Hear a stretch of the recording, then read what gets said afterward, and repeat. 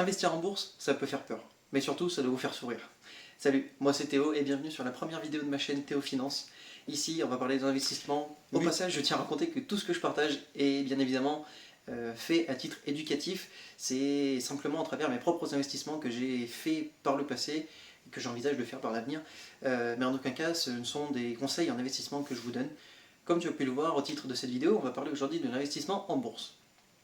Donc l'objectif ici est de t'aider à mieux comprendre, d'une part, ce qu'est la bourse, à éviter les erreurs classiques liées effectivement aux investissements en bourse majoritairement, du moins pour aujourd'hui, et essayer du coup de te donner une idée de ce qu'est l'investissement long terme en bourse. D'abord, il faut comprendre une chose essentielle. La bourse, c'est pas un casino, c'est un outil pour faire fructifier ton argent, mais vraiment, ça marche. C'est pas... Voilà, ça marche. Il y a forcément des moments où la bourse va être en baisse et du coup tu vas perdre de ton capital. Mais bien évidemment sur le long terme, et c'est pour ça que je te parlais juste avant de vision très long terme. Aussi la bourse c'est quoi? C'est un marché au final, un marché d'actions où il y a des vendeurs et des acheteurs. Donc tu peux être le vendeur comme l'acheteur d'ailleurs sur la bourse tout simplement, en bourse du moins. Et cela du coup se passe avec dans ce qu'on appelle des instruments financiers qui sont des actions. Voilà, tout simplement. Des actions, c'est quoi? C'est une infime partie d'une entreprise qui va être cotée en bourse et du coup que tu vas pouvoir acquérir. Un exemple tout bête, tu veux obtenir du LVMH et tu veux investir dans l'entreprise LVMH à tout hasard parce que c'est la première entreprise de luxe au monde, on aime la France. Tu pourras du coup investir dans une action de LVMH qui est une fraction, si tu veux, de l'entreprise LVMH en elle-même. Et donc du coup, tu deviens propriétaire d'une fraction de l'entreprise LVMH, donc indirectement, tu deviens propriétaire en quelque sorte de LVMH. Donc tu es un mini Bernard Arnault, on va pas se mentir. Le problème, c'est pas forcément la bourse au final, c'est plutôt ce que les gens en pensent. Le problème avec la bourse, que je disais tout à l'heure, c'est que tu vas avoir des moments où la bourse va baisser. Typiquement, récemment, en 2020, il y a eu la crise du Covid. Avec la crise du Covid, il y a eu un énorme crack boursier, comme avec la crise des subprimes en 2008, la bulle Internet, enfin du moins la bulle, c'était pas vraiment une bulle, mais du moins la crise après l'éclosion d'Internet dans le début des années 2000, la bourse a eu des énormes cracks. Au final, ce qui va te détruire un petit peu tes investissements en bourse, c'est la panique, ou plutôt la peur. Je vais te prendre un exemple. Tu vas avoir une entreprise qui va être, donc, pour rester sur l'exemple d'LVMH, tu vois que tout est ouvert, tu as une jolie courbe tu as pris 10% sur l'année 2025 et là, début 2026, pénurie de textile ou quelque chose comme ça qui arrive, du moins pour rester dans le truc du luxe, et LVMH perd 35% de sa cotation boursière. Et là, du coup, qu'est-ce que tu fais? Tu paniques parce que tu te dis, mince, qu'est-ce qui se passe? C'est en train de tomber, je suis en train de perdre de l'argent parce que tu vois que sur l'argent que tu investis, il y a du moins, voire même beaucoup de moins si tu investis beaucoup. Et donc du coup, qu'est-ce que tu fais? Tu vends dans la panique. Parce que tu as tellement peur de perdre que tu te dis, c'est pas grave, au moins je récupérerai ça, et ça sera toujours ça de gagner, enfin de pas perdu. Sauf que le problème, il est là. Le problème, c'est pas que tu vas tomber, parce que bien évidemment tu vas tomber. Mais c'est que derrière, ça se relève toujours. Regarde toi par exemple, quand tu étais petit, tu as appris à marcher. Bon, tu as évolué, tu as toujours évolué dans le bon sens. On va éviter de parler de la fin de vie, bien évidemment, parce que bon, ça sera un mauvais exemple, mais prenons un bébé qui apprend à marcher. Il va commencer par faire du quatre pattes, il va évoluer un petit peu. Puis après, il va vouloir se mettre debout. Il va se mettre debout, il va se tenir à une table et pouf, il tombe. Et ben voilà, c'est pareil. Il tombe, et pour autant, il arrive toujours à se relever. Et ben la bourse, c'est pareil. Elle tombe, mais elle arrive toujours à se relever. Un autre exemple, du coup, de choses qui peuvent te faire perdre et te parasiter dans ton investissement en bourse, c'est le manque de stratégie. Le manque de stratégie, c'est quoi? C'est, tu vas dire, ok, je veux investir mon argent, je veux construire un patrimoine sur le long terme. Déjà, bravo à toi, c'est un bon début. Et du coup, tu te dis, pourquoi pas la bourse? Encore une fois, excellent choix.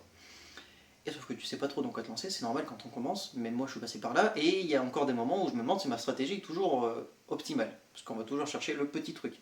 Mais des fois il faut arrêter de chercher le petit truc, il faut juste attendre, comme je te le disais tout à l'heure. Et donc, bah, tu vas pas avoir une stratégie claire. Tu vas te dire, bon, bah, je vais acheter un peu de ça, je vais acheter un peu de ça, et puis ça. Oh, puis ça aussi, ça a l'air pas mal. Et en fait, t'achètes un petit peu parce qu'il y a des trucs qui sont à la mode, ou parce que t'as entendu dire, ah bah, le MSCI Award c'est bien, ouais, mais le S&P 500 c'est pas mal, ouais, puis pourquoi pas un peu d'effet de levier. Et en fait, tu sais pas trop à quoi ça correspond. Et du coup, tu vas acheter un petit peu de ci, de ça, de là. Et le problème, c'est que du coup, à force d'acheter comme ça, bah, tu t'éparpilles. Tu vas vouloir du coup diversifier ton patrimoine. Et le plus important dans la diversification, ce ne sera pas le fait d'être diversifié en soi. Parce que si tu prends toutes les mêmes, à peu près toutes les mêmes boîtes, mais de pays différents, bah, par exemple, si au final tu prends que des boîtes qui sont liées à la santé et que la santé se casse la gueule, on va parler du système de santé en France, hein, bien évidemment, même si c'est le cas, et ben malheureusement tu auras diversifié certes, mais tu auras diversifié sur une zone géographique et tu n'auras pas diversifié en même temps sur le sectoriel. C'est pour ça qu'il faut bien prendre en compte la globalité et qu'il faut bien être certain de là où on va et bien s'informer avant de passer à l'action. Dernier problème qu'il y a avec la bourse, c'est qu'on veut gagner de l'argent trop vite. Et c'est pas possible, ça marche pas. Effectivement, la bourse, ça marche. Mais il faut être patient. Il faut voir sur le long terme. Et quand je dis de long terme, ça ne va pas être pour dans 3 ou 4 ans. Non, c'est du vrai long terme. C'est-à-dire que moi, tu vois, typiquement, j'ai 24 ans. J'ai commencé à investir en bourse au mois de septembre 2024 via un PEA, du coup, sur Bourse-Banque.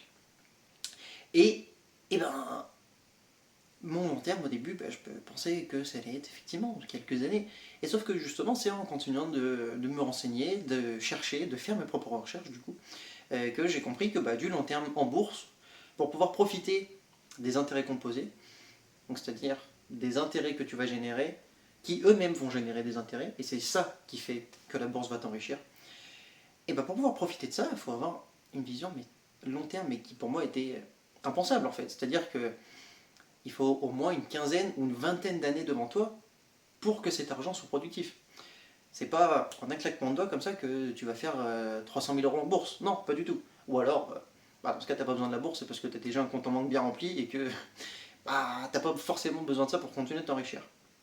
Même si les riches utilisent beaucoup la bourse. Donc, le truc, surtout, c'est de penser long terme. Il ne faut pas penser à la bourse pour investir vite et gagner de l'argent vite. Le trading, ça marche pas.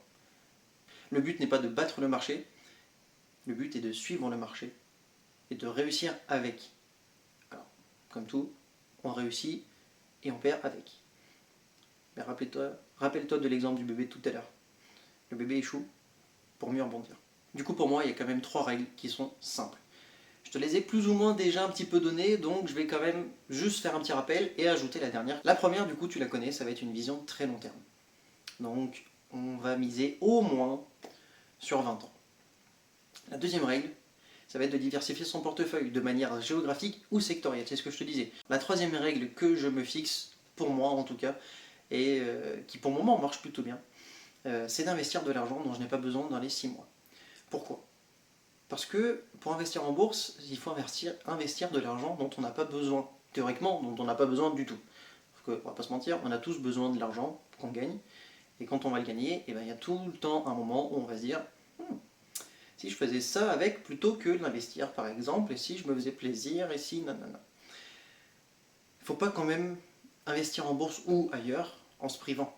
Bien évidemment, c'est pas du tout ce que je dis. Au contraire, même. Il faut continuer d'avoir une vie. Certes, c'est bien de penser à l'avenir, mais il faut surtout penser au maintenant et profiter un peu de maintenant quand même. Mais du coup, il ne faut pas investir de l'argent dont on a besoin vraiment maintenant. Et pourquoi ces 6 mois-là ? Eh bien tout simplement parce que théoriquement, avant d'investir, il faudrait avoir un matelas de sécurité. J'appelle plus ça de la trésorerie, parce que bon, voilà, je préfère le terme trésorerie plutôt que de matelas de sécurité. Une trésorerie, du coup, on va appeler ça, qui doit comprendre à peu près entre 3 et 6 mois de dépenses. C'est-à-dire pas forcément 3 et 6 mois de salaire. Si c'est le cas et si c'est possible pour toi, eh ben, tant mieux. Mais déjà 3 à 6 mois de dépenses obligatoires, c'est-à-dire pouvoir payer ton loyer ou ton crédit immobilier si tu as déjà un crédit immobilier, l'assurance de ta voiture, le plein de ta voiture, payer tes courses, il faut quand même penser à manger.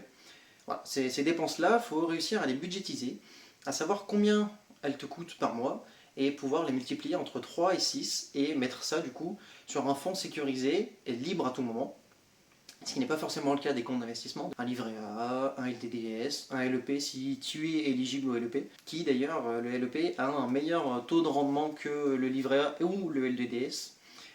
Qui là ont baissé en ce début d'année 2026. Voilà, si je devais résumer la vidéo en une phrase, ce serait: ne cherche pas à être plus malin que ton voisin, mais plutôt sois plus patient. Enfin, les marchés en bourse, de manière générale, récompensent les patients et punissent les impatients. Je suis qu'au début de mon évolution de patrimoine et de mes investissements en bourse, mais s'il y a bien quelque chose que j'ai compris, c'est que le long terme paye et que le court terme se paye.